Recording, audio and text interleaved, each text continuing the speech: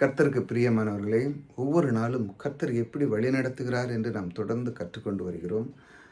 அதை கற்றுக்கொண்டதும் அல்லமல்ல, அவருடைய வழிநடத்தல் நீங்கள் அறிந்து கொண்டிருப்பீர்கள் நான் விசுவாசிக்கிறேன்.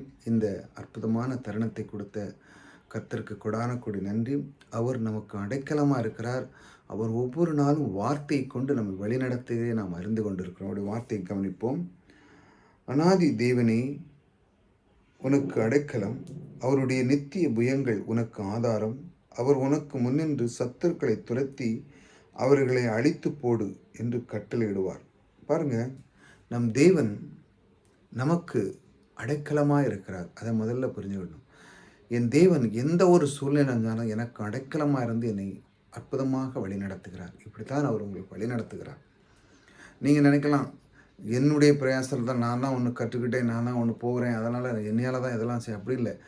தேவன் வழிநடத்தும் போது அவர் சூழ்நிலை எத்தனை ஆபத்து இருந்தாலும் அதையெல்லாம் நீக்கி உங்களை அற்புதமாக வழிநடத்துவார். பாருங்க, நித்திய புயங்கள் உனக்கு ஆதாரம். அவர் உனக்கு முன்னின்று அவர் உனக்கு ஆதாரமாக இருக்கிறார்.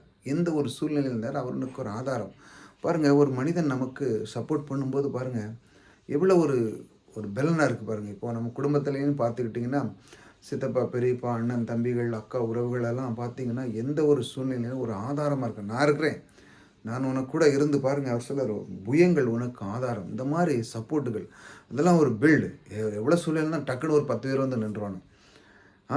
அந்த மாதிரி அப்படி தேவன் நமக்கு முன்பாக வந்து எனக்கு எந்த ஒரு சூழ்நிலை, நீ சூழ்நிலையில் மாட்டிக்கிட்டியா, தேவன் வருகிறார். வந்து அவர் ஒரு ஆதாரம் நின்று அவர் உனக்கு முன்னின்று சத்துருக்களை துரத்துறார். பாருங்கள், இந்த மாதிரி சூழ்நிலையில் ஒரு இதில் அவன் வந்து சிக்க வைப்பான். இப்போ நம்ம தேவனை அறிந்த அந்த வார்த்தை மூலமாக நம்ம விட்டு தான் விலகும். ஆனால் இந்த பூமியான இருக்கிற நாளில் எல்லாத்துக்குமே இந்த கஷ்டம் வரதான் செய்யும். எல்லாத்துக்குமே இந்த சூழ்நிலைகள் இருக்கும். எல்லாருமே துன்பப்படுத்தணும் நிறையா இருக்குது அந்த பூமியில்.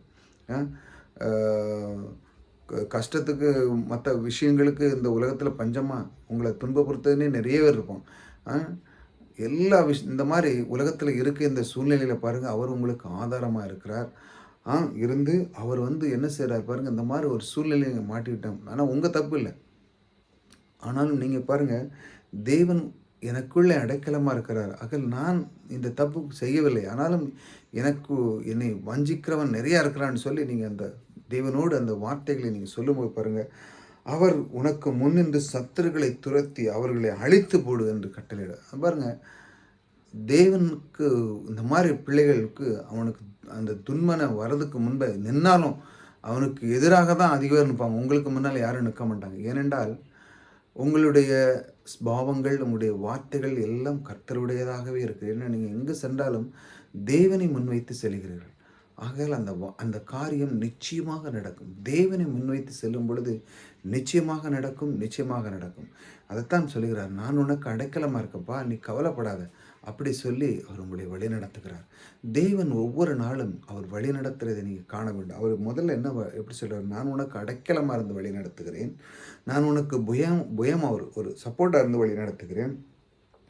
உனக்கு எத்தனை துன்பங்கள், துயரங்கள் ஏதாட்டு வந்திருந்தாலும், சத்துருக்களை அவனை நெருக்கினாலும் அவனை அழித்து போடு. ஏனென்றால் நீ என்னுடைய பிள்ளை, நான் உன்னை எதிர்க்கிறவர்கள் பாருங்கள். அதான் ஆபிரகாமுக்கு ஒரு வாக்குத்தத்தம் கொடுத்த, உன்னை ஆசீர்வதிக்கவனை ஆசீர்வதிப்பேன், உன்னை சபிப்பேனே சபிப்பேன். எவ்வளோ பெரிய ஒரு பாருங்கள், அதை நீங்கள் விசுவாசிக்கணும்.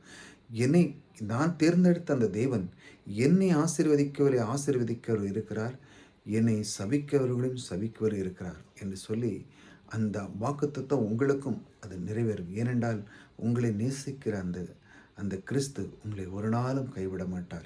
ஏனென்றால் நீங்கள் அவருடைய பிள்ளைகளாக இருக்கீங்க. அவரை நீங்கள் தேர்ந்தெடுத்தீங்க. முதல்ல அதுதான் ரொம்ப முக்கியம். தேவனை நீங்கள் தேர்ந்தெடுத்து அவரை மனதார உள்ளுக்குள்ளே வைத்து அவரை இரட்சகராக நீங்கள் ஏற்றுக்கொண்ட நாள் முதல் கொண்டு அவர் இந்த மாதிரி வழி நடத்துகிறார். சத்துருகளை திரட்டுகிறார், உங்களுக்கு சகாயம் பண்ணுகிறார், உங்களுக்கு கூடவே இருக்கிறார், உங்களுக்கு அடைக்கலமாக இருக்கிறார். இந்த அன்பு தேவனை நீங்கள் ஒவ்வொரு நாளும் இப்படி நீங்கள் அறிந்து கொள்ளும் பொழுது அவருடைய வழிநடத்தலையும் நீங்கள் அறிந்து கொள்வீர்கள். எந்த சூழ்நிலையிலும் எப்பேற்பட்ட உங்களுக்கு பொருளாதாரத்தில் குறைவிருந்தாலும் எல்லாம் நீக்கிறவர். இந்த சூழ்நிலையிலிருந்து மத்தியில் எல்லாம் நீக்கி உங்களுடைய வாழ்க்கையை அதிசிறப்பாக செய்கிறவர் உங்களோடு கூட இருக்கிறார். இப்படித்தான் அவர் உங்களை வழி நடத்துகிறார். கர்த்தர் உங்களோடு கூட இருக்கிறார். கர்த்தர் உங்களை ஆசீர்வதித்திருக்கிறார்.